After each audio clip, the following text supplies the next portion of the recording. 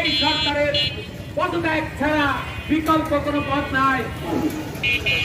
তার প্রতিবাদে আমরা আজকে এই রাজপথে আমাদের বাচ্চাগুলা তাদের নিজস্ব বৈধ দাবি আদায়ের লক্ষ্যে তারা আসছিল রাজপথে।